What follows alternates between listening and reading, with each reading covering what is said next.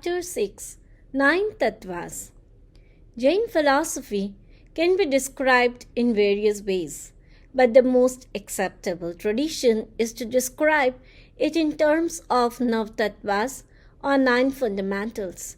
They are Jeev, Ajeev, Punya, Pap, Ashrav, Samvar, Nirjara, Bandha, Moksha.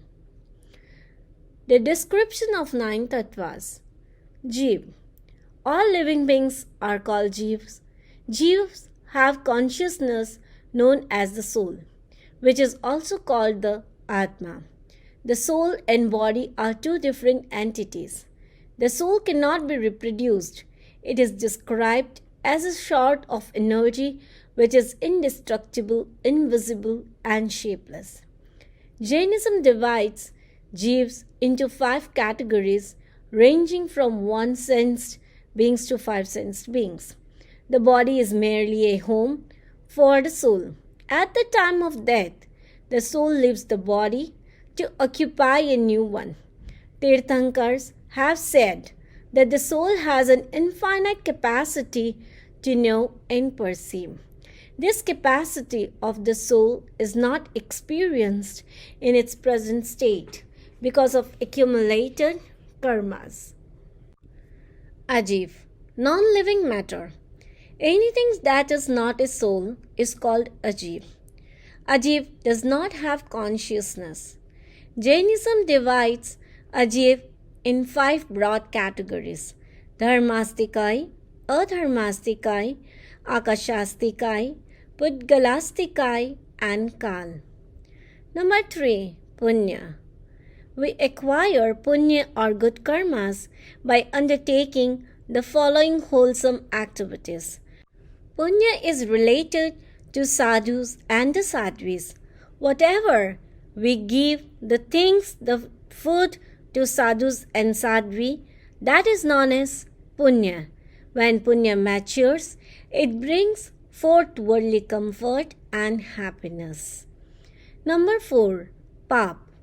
By undertaking bad activities, we acquire pap or bad karmas.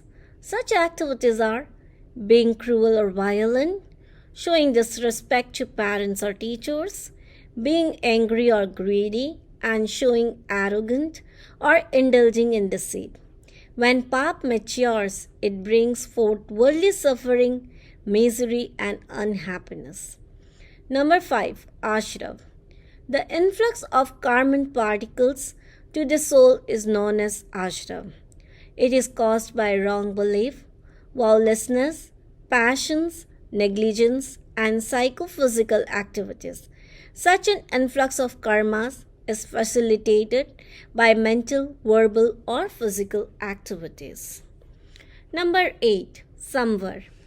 This is the process by which the influx of karman particles is stopped.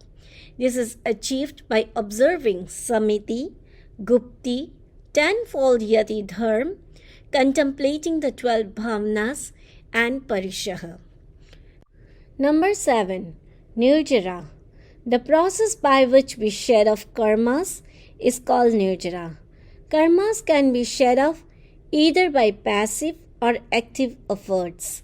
When we passively wait for karmas to mature and give their results in due time, it is called Akam Nirjara. On the other hand, if we put active efforts to make our karmas mature earlier than due time, it is called Sakam Nirjara. Sakam Nirjara can be achieved by performing penance, repentance, asking for forgiveness for the discomfort or injury we might have caused someone, meditation, etc. Number 8. Bandh. This refers to the actual binding of karman particles to the soul. Bandh occurs when we react to any situation with a sense of attachment or aversion. Number 9. Moksha. When we get rid of all the karmas, we attain liberation or moksha. Now let us see a simple analogy to illustrate these tattvas. There lived a family in a farmhouse. They were enjoying the fresh, cool breeze. coming through the open doors and windows. The weather suddenly changed and a terrible dust storm set in. Realizing it was a bad storm, they got up to close the doors and windows.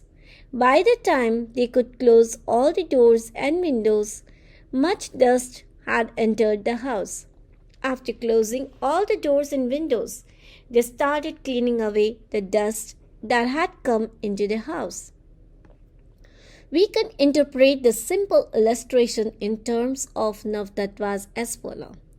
Jeeves are represented by the people, Ajeev is represented by the house, Punya is represented by worldly enjoyment resulting from the nice cool breeze, Pap is represented by the worldly discomfort resulting from the sandstorm which brought dust into the house, Ashrav is represented by the influx of dust through the doors and windows of the house, which is similar to the influx of carbon particles to the soul.